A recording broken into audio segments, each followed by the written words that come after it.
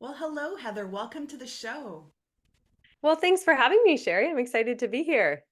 I'm excited to have this conversation. We're actually about to talk about something that I think is so incredibly necessary, and I think not given enough attention or awareness in our society. And I think maybe even just these conversations around mental health have emerged in the last few years as being so important to address in our society, especially after what we saw in the pandemic. But before we get into that, I just want to wish you a happy new year, woman. Well, you too. There's always that exciting new year energy, right? Yeah. Yeah. Yeah. And it's interesting. I actually in the last few years, I don't know about you, but I've stopped setting goals. I don't set these goals and instead and I want to be a bit more specific. So I don't set outcome focused goals like this year I want to do that or this year I want to have this. But instead I really think about, okay, what is the intention in which I am going to maybe present myself this year? What am I going to do around maybe addressing certain aspects of my character or maybe the new energy that I'll show up with, and then see what the impact that will have on whatever it is that I'm trying to move towards. What do you think about that? Yeah. Ooh, I like that. And this is such a great conversation for this time of year because I as well have stopped making specific resolutions. But what I started doing a few years back is I started picking a word of the year. So in 2022, my word of the year was explore. And I paused my life in Canada. I went traveling to Central and South America for a year and I really evaluated like what was working, what wasn't. And then last year, 2023, my word of the year was build. Mm, So I wanted to build up my community. I wanted to create more connections and build a space for people. So I launched my app, Cultivating Calm, where people could come together and be supported with anxiety. And then this year, my word of the year for 2024 is impact. So I'm wanting to have more impact to spread the word about anxiety and all of these ways that we can not just manage it but I think heal it, and so thank you for having me on because this fits the bill of helping to have impact and being able to connect with our listeners. this is so good. And I just love the way your body changed and your energy changed every time you just came to that word. I felt like you were embodying that word. And I just see how so much more powerful that is. And especially this conversation is important because this time of year is really when we see people super inspired and motivated and they have these big massive goals, and it's really almost going to from one extreme to another almost overnight and just all in without really even creating that sense of curiosity around it. And I don't know about you, but the majority of the people that I know who've set goals generally don't make it past, let's say, mid-January in terms of committing to them, unless of course there's been this buildup, there's this been this gradual growth towards it that had a lot to do with addressing the person who they are being in that place versus actually just scheduling all the things that need to be done. So I'm just curious about you as well and what your perspective is in terms of why you think that most people, if you do agree with that, most people don't actually hit their New Year's goals.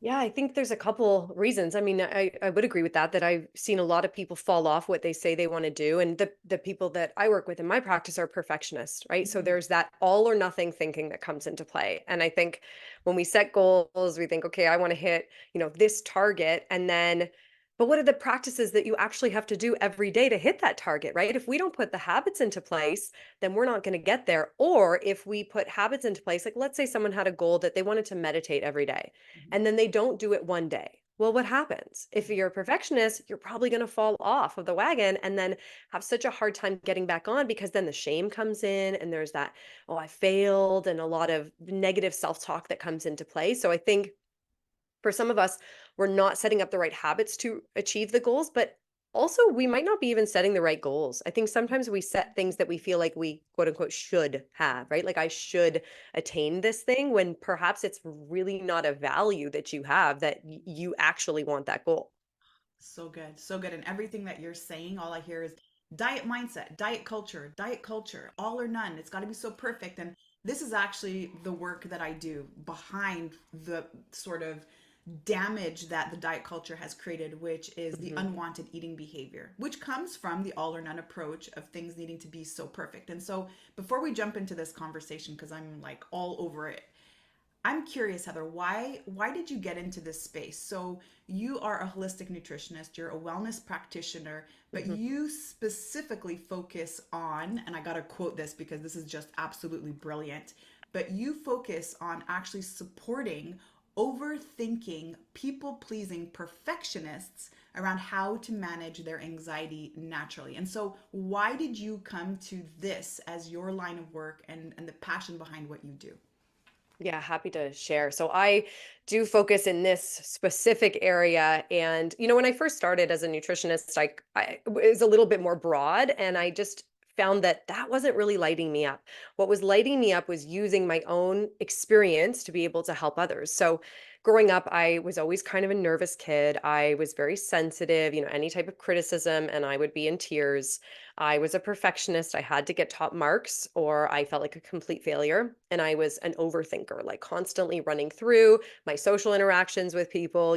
Did I come across as weird or awkward, or thinking through, even just like small decisions about, what am I going to have for dinner? And all of this, like this worry, this self-doubt, it followed me through to university, and it sort of hit an explosion, I guess, during that time where the pressure of university got to me and I started having panic attacks. And Mm. I remember the first one I experienced, I was at a crowded party in university and my vision started to tunnel, get really narrow, and my palms got sweaty.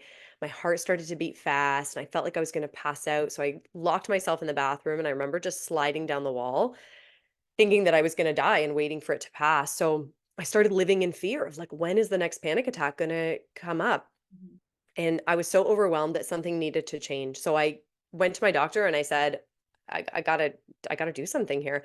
And she whipped out her prescription pad and started writing me something for anti-anxiety meds. And I said, let's just pause and see, maybe there are some things that I could do first naturally before I go down this route. And so I started by changing my diet. And at this point, not much was known about the link between anxiety and nutrition. So I did my own research and started by adding in some calming foods. And I felt better. And then I still felt like I was really amped up with my nervous system. So I started practicing yoga and I felt calmer still. And I still felt like I had a million thoughts. So I started practicing meditation. And that was the last piece of the puzzle for me. So this is what I share with others. It's this holistic and natural way to manage anxiety through the power of meditation, nutrition, and yoga. This is so beautiful. This is so good. And I think before we get into that, and I agree with absolutely everything that you shared in terms of what there is to address, and especially on a nervous system level, once you understand what's going on in the body and how nutrition can impact the nervous system as well as yoga and meditation. But I'm curious in your opinion, is this nature or nurture that really brings us this characteristics of over perfectionism or over control, I want to say, because perfectionism really, that's just sort of a nicer word for saying I'm a control freak, because I'm a control freak, Heather. I 100% am. And I've been working on it for so long, and I realized what I allow myself to be controlling over and then the other things that I have to surrender to. And so the things that I can control, I'm super aware that they are in my control, that I can actually do something about it, versus, let's say, the weather, which is outside of my control, or what's going on in the economy, or what's going on in the space around us, or politics, or whatever that is. And I think we all saw that, especially during COVID, where a lot of things were out of our control. And that's where we saw a lot of people struggling with anxiety and other sort of conditions that are similar because of control. And so, what do you think is really the root cause of us getting in that space? Is it just our characteristic, like that's how we're born, or is it more nurture? It's such a good question.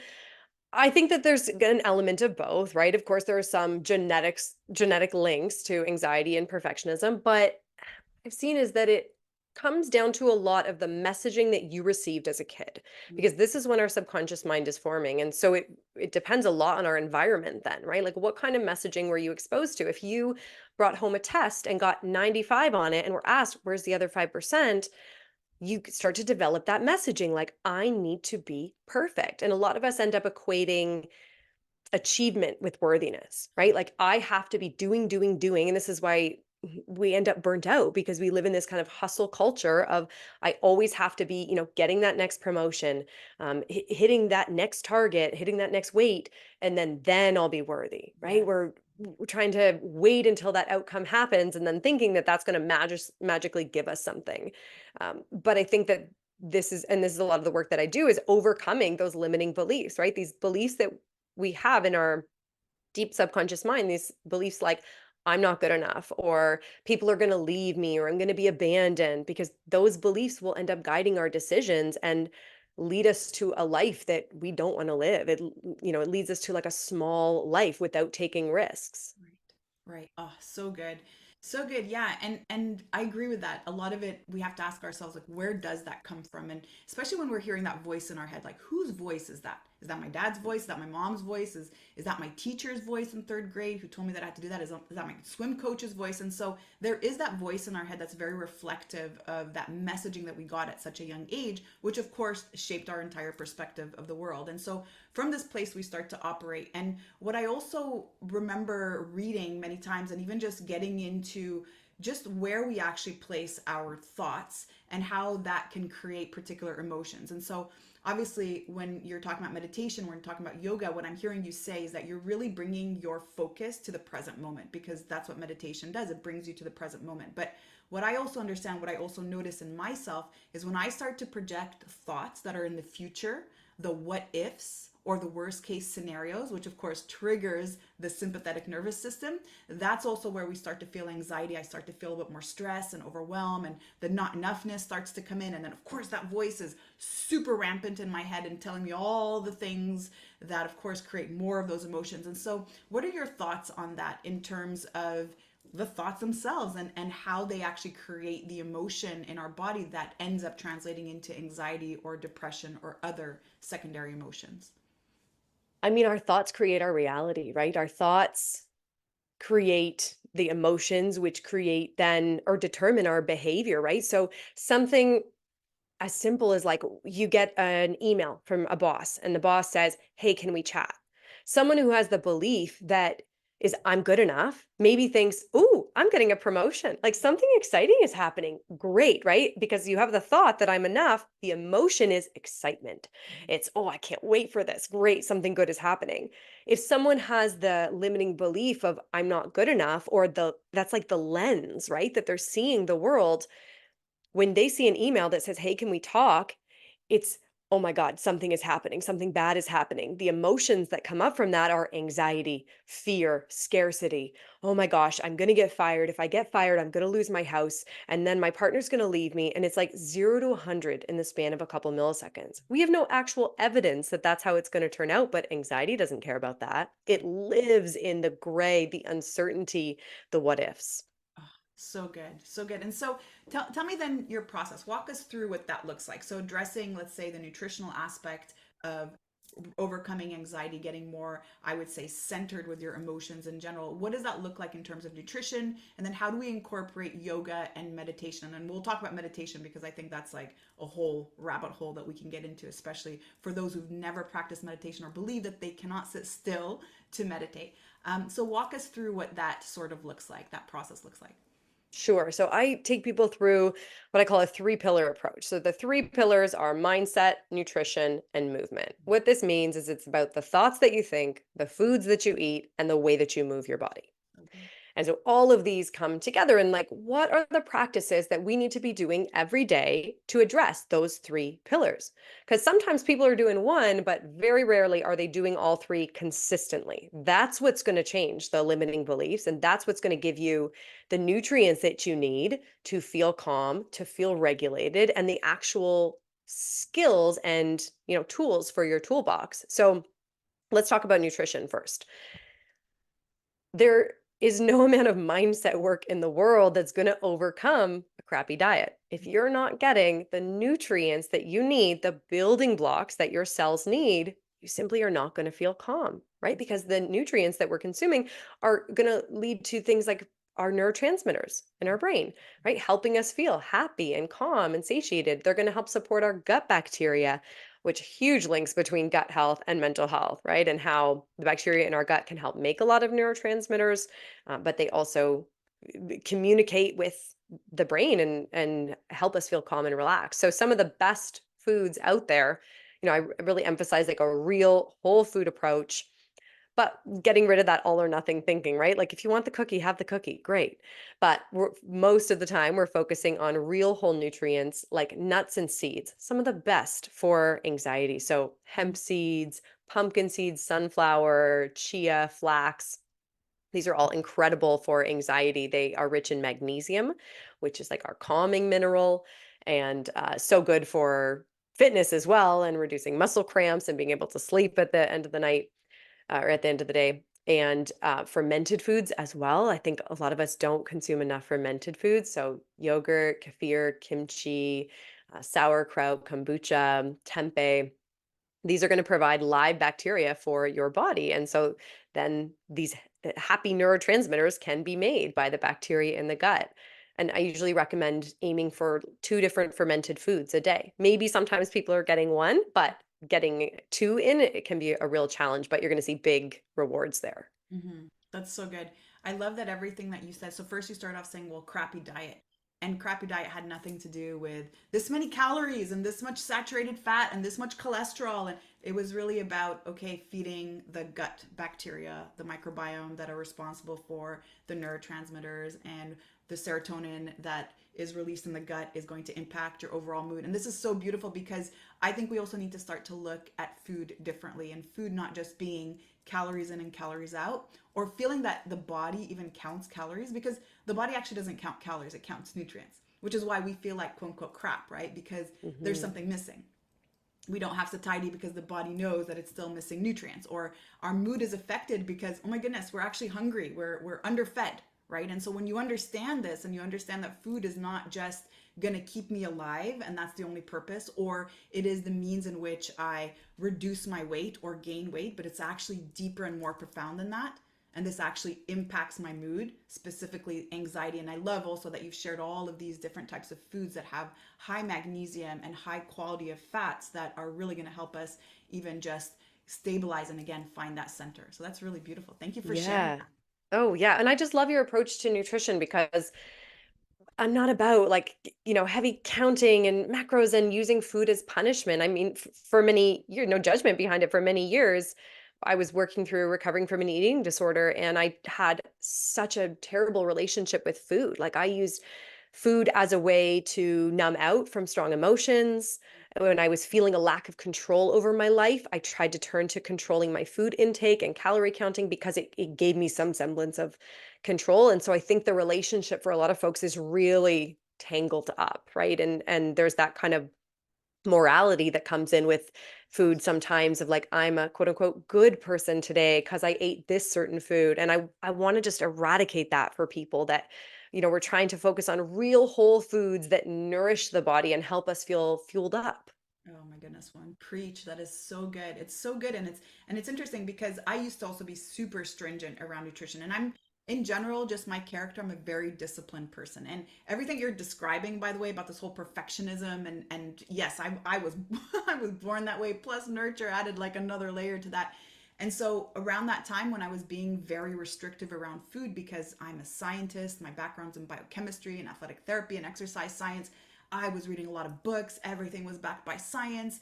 And then it started to become very stressful. I actually started to get super anxious because this diet said this and Mm. that. And by the way, there was science that backed that up. And my goodness, so many studies. And this is the way we eat, and otherwise creates disease.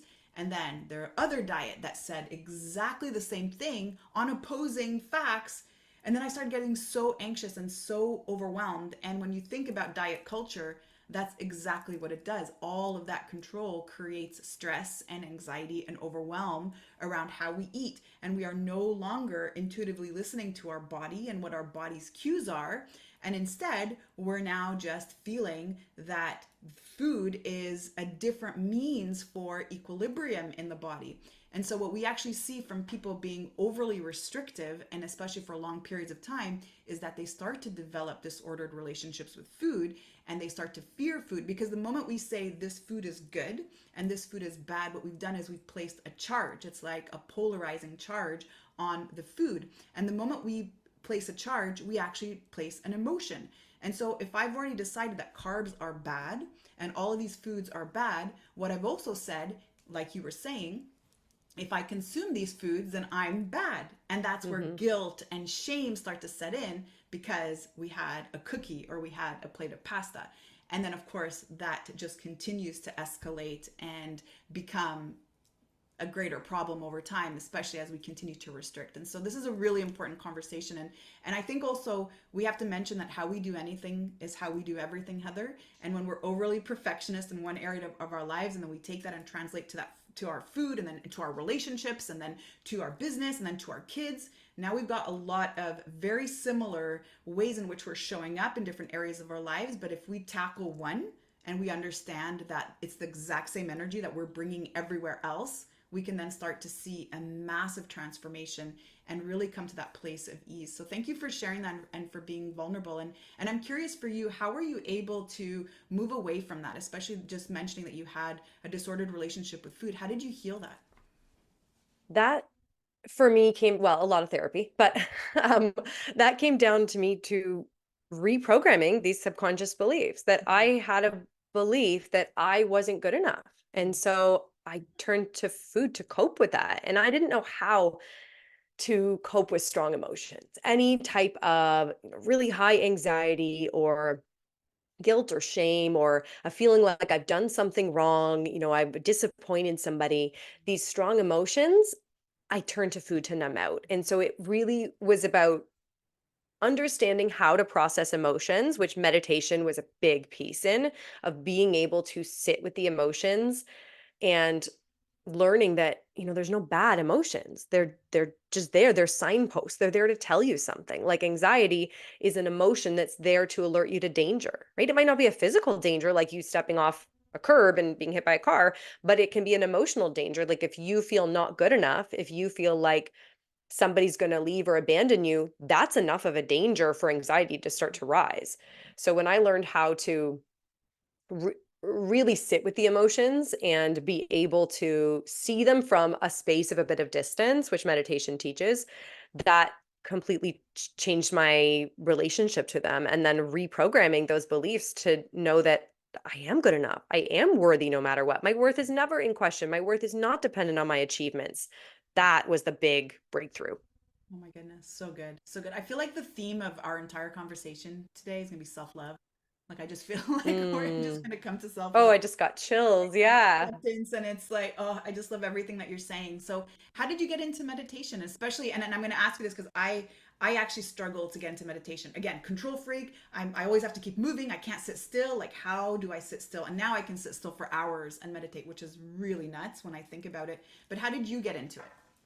So let me share for all the overthinkers and perfectionists out there that there is hope because when I first started meditating, I hated it. I was like, you want me to sit here quietly with my own thoughts.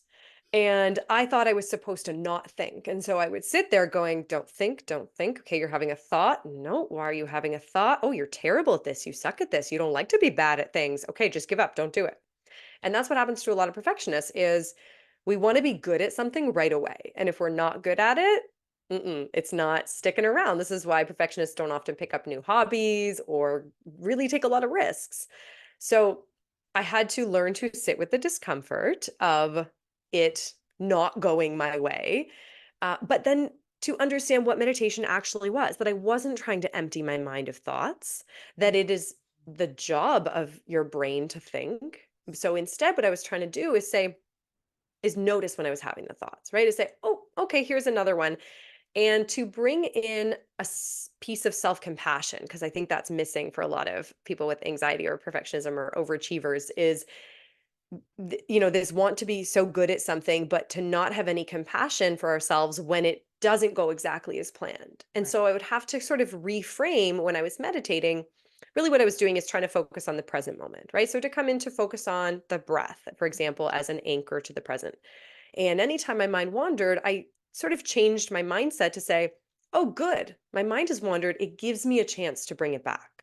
Okay. Oh, good. It's wandered again. Oh, I noticed. Great. I noticed and come back.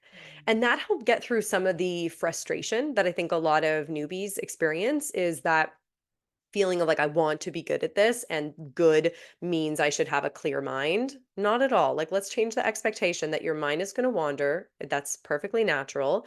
Your job is to notice it when it does. And how great is it that you notice it, because you're strengthening your ability to bring it back? It's like going to the gym and doing another bicep curl. Great. You're strengthening that muscle. So that kind of changed my relationship with it. And I think when a lot of people start, they also maybe try to do it on their own. They just sit there and, go on the meditation cushion and just sit there. For me, I needed guidance, and I still to this day always do guided meditations, because it's so helpful to have someone give you those prompts of, "Oh, have you wandered? Come back." So good. And I love that you say that, and thank you for being so honest and saying I actually didn't like it when I first started, because I think more people need to hear that, right? And it's the same thing with exercise, or it's the same thing with starting anything new. It's not easy from the first try. We have to keep trying, and coming back to the word perfectionist, right?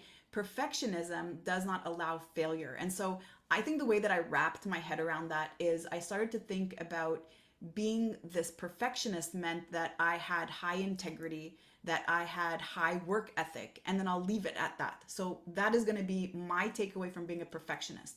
Then the other component of it had to be around how I define success and failure, because that's also sort of where I find we all get stuck. Success is so rigid, it means this, and failure means this, and it's also extremely rigid. But when we start to look at the word failure and realize that there's actually no such thing as failure, failure is just an opportunity for you to try again and learn something new. And if you took a moment to explore your mentors or the greatest creators or inventors on the planet and realize how many times they had to quote unquote fail in order for them to finally succeed and get it right and to learn, now it just becomes a whole new experience. And we always hear this. We always hear people being so afraid to try something because there's this constant fear of failure. And for me, that idea of never ever trying something and then dying before I even got a chance to release that or to even know what that would feel like or how that would be experienced, that it would be hard for me to actually live with. And so I think if we just take a moment to observe, and just like you were saying in meditation, we observe our breath, we observe our thoughts. What if I just started also to observe my behavior? Every time fear came up, fear that I'm not enough or fear that I might fail, every time that comes up, can I just observe that I'm practicing that energy of perfectionism? And what would happen if I just became more curious and allowed myself an opportunity to try without it really needing to mean anything? It doesn't mean that this is my value and that I've succeeded or failed. It just meant that I've tried. And if it didn't work out, I'm going to try again and again and again until it does. What are your thoughts on that? Yeah. Well, I want to say a couple things about that. I'm so glad that you mentioned that, the success and the failure piece, because if I think about the times in my life when I've learned the most, or when I've grown the most, is it was in the failures, right? Because that's where you get the lesson. So, for example, I before him was running, this was like pre-pandemic, I was running group programs for anxiety. And I remember the last one I did, the registration was so low for it. And I thought, this isn't working. Like, I'm a complete failure. And I was making it mean something so significant about my worth. Like, nobody wants to sign up, nobody wants to do this. And I just felt like garbage. I was so down on myself. And I thought, okay, you know what? This is telling you something. This is telling you that you need to pivot. Mhm. So this is how Cultivating Calm, the app, was born, is because I thought, I need to do something different. I need to offer people support in a different way. I need to offer support that meets people where they're at, so that, maybe not everybody wants to do a group program at a certain time point. Maybe instead they want to have a library of resources and courses that they can take on their own. And so I really got a chance to take that step back and then connect with my community to see, what do you need? How can I best support you?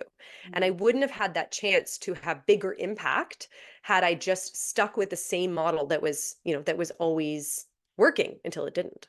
So good. I love those stories. And it's always like that. It's always a new perspective. And by the way, I love how you just walked us through what that really looks like, because I like to think I'm a very positive person. I like to think that I'm a hard worker and I have hard disciplined work ethic like I just shared. And I have a feeling you're the same. And yet I'll still have those moments of like, you're such a loser, like, oh my god, like, and it's so interesting Mhm. because we have to state this from the outside. It always looks like, wow, everything must come so easy. That Hmm. person must have such thick skin. That person, like, wow, they're still going. They're so resilient. And I heard this also, and I've always heard this my whole life. And especially after the pandemic, I had to switch and transition and pivot my entire business twice. And so this is what people were saying to me. But what they didn't know is, of course, every single time something didn't work out, of course, I took my moment of self-loathing and what's wrong with Yeah. you? And you're so, but then, you're like, okay, that's good, done. I did that for a moment. Now what's next, right? And I Yeah. think we I also have to think give that's the ourselves key. full permission to be in that emotion. It's okay to be in that emotion. I just don't need to stay in that emotion. And I think that's where we really need to share that message that that emotion will be natural. Like you said, it's the body's natural response to feel like Hmm. you're not enough or to have anxiety. But now what will we do with that? Because that does give us something. And now let's get curious around what it's for. Right. Yeah. How can we, take that moment of disappointment and sort of shorten the latency on it, right? Like, so we're not wallowing for months and making it mean something that it doesn't. Like, just because people didn't sign up for something has no correlation to my worth as a human, right? And for anybody out there, the same.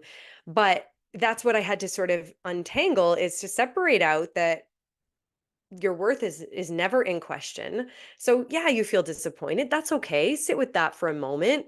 But then it's okay, where do we go from here? How Mm, do I want to feel? How do I want to proceed? If my mission on this earth is to continue to have impact, then I got to pivot and I got to do something different. And I think everyone else can relate to that as well. We have to change sometimes. And you can only ever connect the dots in reverse, right? When you look back at something at the time, it could have been your greatest challenge, your greatest struggle. I mean, I would never be doing this work had I not experienced anxiety yeah. myself. And so while I would never wish that on anybody, I at least can use that experience to now help others. Absolutely.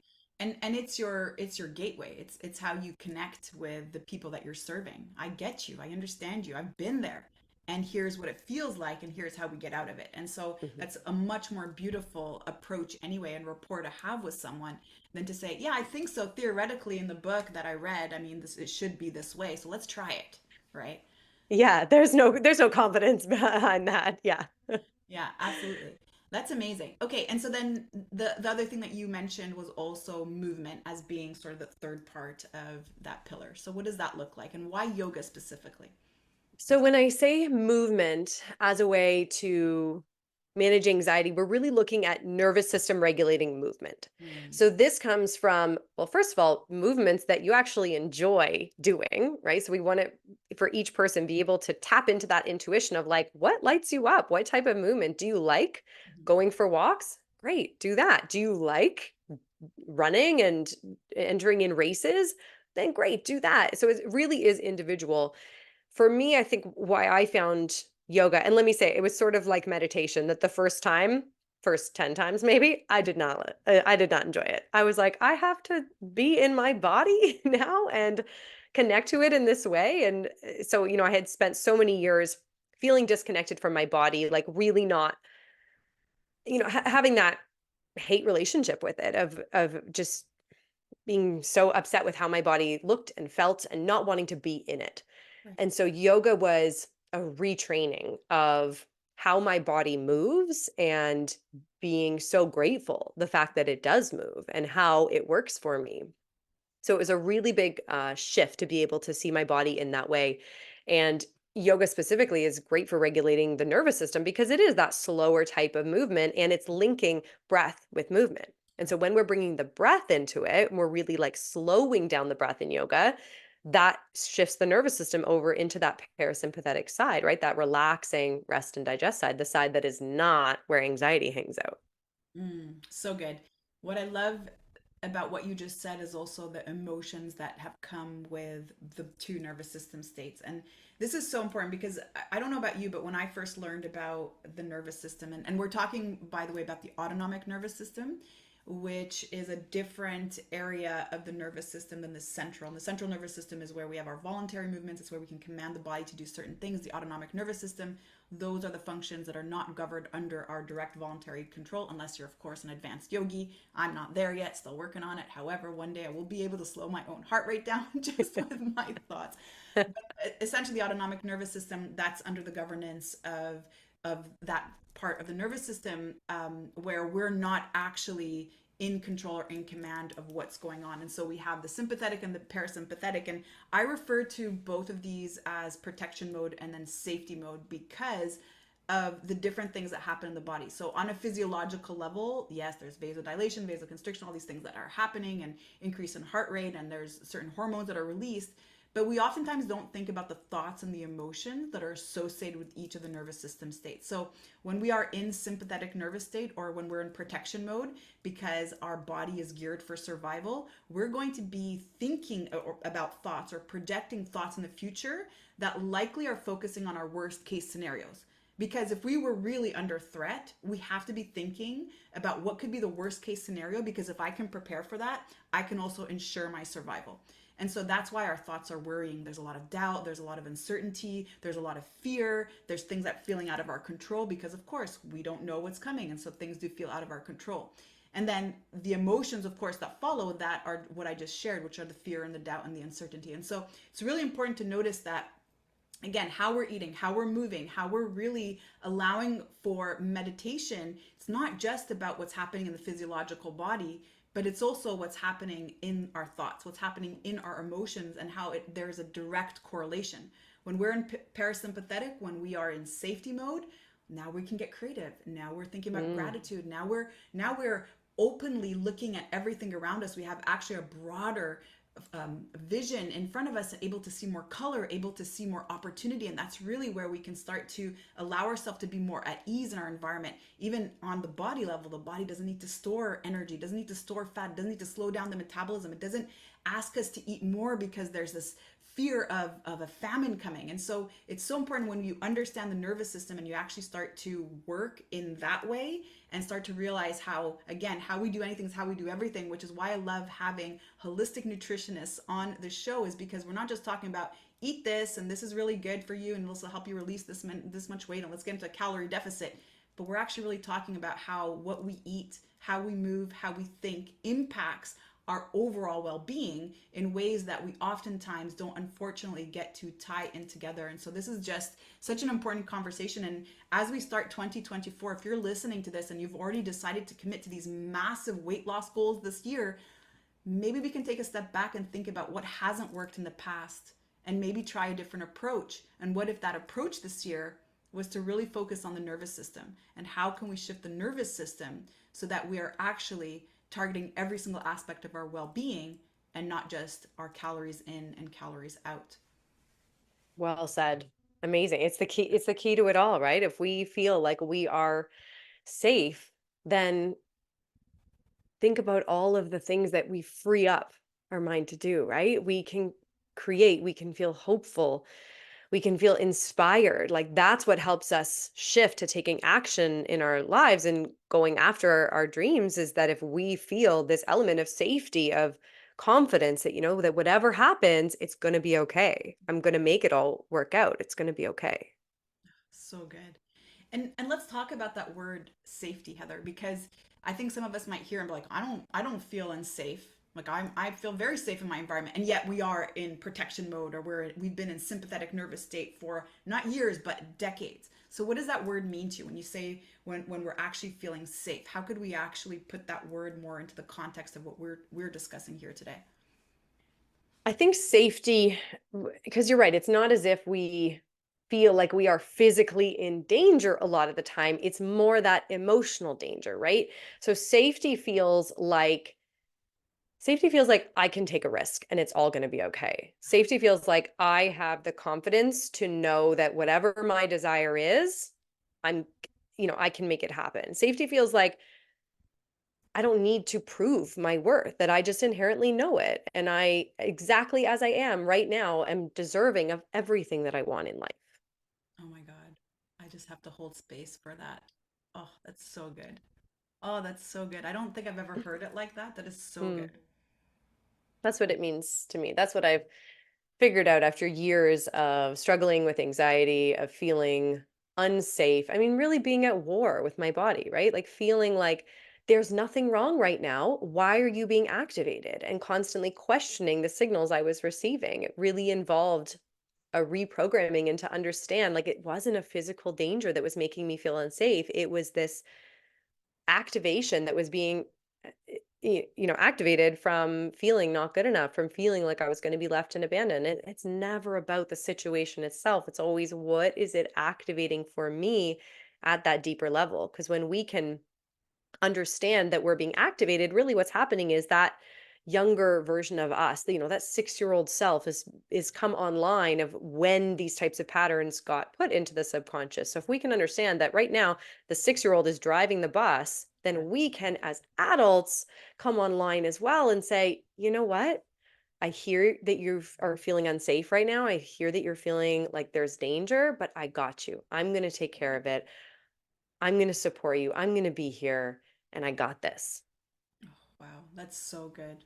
That is so good. And I love how you brought that in, just that reminder that sometimes the way we operate as adults in our adult mind is actually a reflection of that little moment that is trapped still in time from when we were 6 years old and still felt very, very vulnerable. And that's where that emotion comes from, because when we were young, when we were kids, and we started to receive information around us from our society and just from our environment, we knew we were weak, we were vulnerable, we were dependent and reliant on other people simply to survive. And so that's so important to Mhm. state, is that when we take that moment just to reflect and just to allow for us to be curious again, and I'm going to keep saying the word curious, because if we really allow for curiosity without it needing to mean anything and to be so significant, we can then just actually have a brand new perspective around something. So this is really beautiful what you've just shared. Yeah. Well, and it's funny that we're having this conversation because earlier today I had a client and she was struggling with making a mistake. And she said, I'm constantly checking, triple checking, quadruple checking my work. And it's causing me a lot of stress when I'm not working because I'm overthinking, like, did I make a mistake? What happens if I made a mistake? And so we sort of got down to, well, what's underneath of that? Why do you feel like you can't make a mistake? Well, because, and it doesn't have to be rational, right? But they were thinking, well, if I make a mistake, then it means I could get in trouble. I could receive criticism. If that happens enough times, I'm going to get fired. And if I get fired, I could lose my apartment. I could lose my friends. Like, none of that is really rational. And so we just paused and went through that process of saying, okay, you know what? 6-year-old you is online right now. They're feeling unsafe because if you think that making a mistake equates to you getting fired and losing your apartment, your money, that is about survival, right? That feels very dangerous, very scary, unsafe. So we went through that process of just offering compassion, of saying, like, hey, younger version of us, hand on the heart, I see you. I see that you're feeling unsafe right now, but guess what? Me, adult version, has got this because even if we got fired, you know what? I'd get a new job and it would be okay. But that's what we're sort of being hijacked by that younger version, right? So we have to bring that conscious mind online of the older version of us and just say, I got this. It's okay. I'm going to take care of you. And then that brings us back into regulation and safety. So good, so good. And it's never about the behavior. It's never about over shopping or overeating or any of that stuff, right? Or over perfectionism. It's about what's behind the behavior. And generally, what's behind the behavior is some sort of lack. It's something that we're already missing. And most of the time, what we're missing is the connection. It is that fear that we're going to somehow be left behind and we're not going to be connected to a tribe, to a community. We're not going to have love. We're not going to have that capacity to actually be present with others in our lives. And so it's so important to understand that it's not about the discipline and it's not about motivation and it's not about me being good or bad or not being able to commit to what I said I was going to commit to. If I truly understand that there's something deeper that's driving this whole behavior, and oftentimes what's driving it is the lack. It's what I feel that is already missing, that's not there. And I take that moment. I love how you just shared that. You just take a moment, step back, and really go through what is it that you're truly worried about. And when you get to the bottom of it, you're Hmm. like, that's really not rational. And that can just bring us a sense of calmness and just allow ourselves to recenter and then move forward from there. That's so beautiful. Hmm. Yeah, there's this lightness that kind of spreads over you, right? When you realize, oh, that me making a mistake doesn't equal death. Like we need to separate those two because otherwise we're constantly being hijacked, right? And then we're going to self-sabotage our efforts. We're not going to take those risks, right? We're going to say, I'm too busy to do whatever, or we're going to start something like our New Year's resolutions, and then we're going to fall off of it because if we don't believe deep down that we're worthy, Right. then we're going to sabotage our efforts. Right. Yeah, absolutely. And if we harness that same level of grace and kindness that we have towards others naturally, but we actually projected that towards ourselves. I mean, what a difference that would be if we all had more grace with ourselves and we all allowed for ourselves to make mistakes, not thinking that that is equating to our value or our worth. That would really open up a lot of possibility for us. And it's interesting you said that this year your word is impact. And last year my word was really boundaries. And the boundaries were on me. Mm. It was really more on me, and it was on me not to be so perfect all the time and to have things go exactly the way that I felt they needed to go in order for me to see that as a personal success. And so the motto that I adopted last year was even C's get degrees. And that's just been what I've been, yeah. So I've been, Oh, I like that. right. And it's like, man, I don't need to be an A student to be successful. Like everyone graduates. C's, B's, A's, A minuses, they all graduate. And who Hmm. knows who ends up getting the job. But even C's get degrees, share, like move on. And since I've Yeah. allowed for that, Heather, like the amount of stuff I've been able to do, because instead of spending so much time trying to perfect that one thing, I'm like, yep, even C's get degrees, move on. And I'm on to the next thing. Even C's get degrees, move on. And it's just beautiful to see really what you can create when you just are a little bit more at ease with what you are creating, and more in flow with the moment, and what is actually available for you there. Yes. Oh, okay. I love that expression. I'm going to share that with my community. Sometimes I say that we don't need the Cadillac when the Honda Civic will do. And it's Right. the same sort of mentality, right? Of if we're constantly waiting for everything to be perfect, we're never going to act, right? We're going to delay whatever it is. We're going to delay, taking that program. We're going to delay working with that coach. We're going to delay applying to the promotion or the new job because we're constantly waiting for everything to align, and it's just a self-sabotage tactic, right? We just got to move and fail forward, just learn as we go. Yeah. Yeah, and just keep moving forward. So good. So good. So I'm really sad that we're winding down the hour because I feel like it just flew. And at the same token, I still feel like there's probably someone listening who's like, okay, Heather and Sherry, sure, so easy for you to say sit and meditate and stop being such a perfectionist and all that. So how can we really transition from that? Because we know this is not going to obviously be, Heather, an overnight change. And so for that person who has been struggling with anxiety and perfectionism for so long, how do then they take that first step towards healing, and what could that look like for them? So I think it's all about the habits that you put in place and choosing really manageable goals for those habits. So, we talked about the three pillars today. So, mindset, nutrition, and movement. So, just starting with one thing from each pillar. So maybe you're doing a 2-minute guided meditation every day. Maybe you're eating just one of those foods that I talked about, the nuts, the seeds, or the fermented foods. And maybe you're getting outside for a walk, on your lunch break that's 10 minutes long. Like putting those habits into place, because what will start to happen is by prioritizing your self care, you're starting to shift your subconscious mind into believing that you are deserving of time for yourself, right? The more we prioritize ourselves and say, yes, I get to come first, the more we're rewiring those old patterns, right? If you're always putting everyone else's needs ahead of your own, that's the signal that you're sending to your subconscious. You're reinforcing the belief pattern. So by just shifting into doing a couple behaviors every day, one from each of the pillars, you'll start to shift those patterns, and then you'll start to see that you then can take more risks in your life, right? What shows up for you is going to be very different when you are a person who's exuding that confidence, that belief, that self-worth. Right. Oh, so good. I love that. I love that. I love this conversation so much, Heather. And I want to thank you so much for your time and honor you for all that you've shared today. So many valuable nuggets for us today. And so, if there was one more thing that you wanted to share that you didn't have a chance to just yet, is there something there for us? I think just to let people know that, anxiety and perfectionism, that it doesn't have to be a life sentence. Mm. that it's only a life sentence if we make it our identity. So if we say things like, I'm just an anxious person, or, I'm always going to be a perfectionist, then yeah, that's the identity you're adopting. You're going to always act in alignment with that. But if we can just maybe get curious about what a new identity would look like, right? Curiosity is like our theme for today, too. So what if we could just get curious and say, I'm having a feeling of anxiety right now. That could start to shift things for you. Or, what would someone who knows that they're worth it and that they're deserving and they feel good enough, how would they act in this scenario? Could I just emulate that a little bit, right? Like, what if it were possible for me to feel that way? That kind of creaks the door open a little bit so that it doesn't feel like it has to be a lifelong thing. Because I mean, I get it. I've been there. And for myself, I was in a place where I really thought that nothing would ever change and that I was just going to live the rest of my life, like believing these things about myself. But it's absolutely possible. And I think it really does come down to those habits that we can put into place that will show ourselves that we're worth it. Wow, so good. So good, Heather.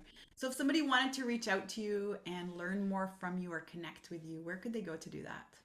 Sure, happy to share that. So, first of all, thank you so much, Sherry, for having me on. This has been a great conversation. I do feel like we could go on for Right? hours about this topic. Maybe we'll do a part two in the future. I think so. So, for those listening, again, my name is Heather Lillico, and you can come hang out with me in my community, Cultivating Calm. So if you're someone who wakes up with a pit of dread in your stomach about your endless to-do list for the day, or you don't know how to relax without feeling guilty, or you're feeling like you already can start to see that all or nothing approach coming in with your goals, then you can join Cultivating Calm. So this is the app that I've launched recently. And it's a place that teaches you the habits that you need to feel confident, to stay present, and to really know that you are worthy and that you deserve to relax so that you can feel worthy without needing to do it all and burning out. So if anyone wants to check it out, there is a free 2-week trial of Cultivating Calm. So you can head to the App Store or Google Play and search for Cultivating Calm, and then you can start that free trial and start to get all those pieces of the puzzle to put together. There's lots of meditations on the app. There's yoga classes. There's delicious recipes. And then there's some courses as well, like a journal through anxiety course. There's the Chaos to Calm Blueprint, which breaks down perfectionism, people pleasing, overthinking. So lots to explore. And as I said, there is a free 2-week trial, so folks can check it out. Amazing. That sounds amazing. I think I'm gonna give it a try also for 2 weeks. Absolutely. Oh, Come join the maybe there's community. more than there that I could learn from too. So good, Heather. Thank you so much for your time. I definitely do think that there's going to be a part two for us sometime this year. It's a really, really great conversation. Well, thanks for having me again, Sherry.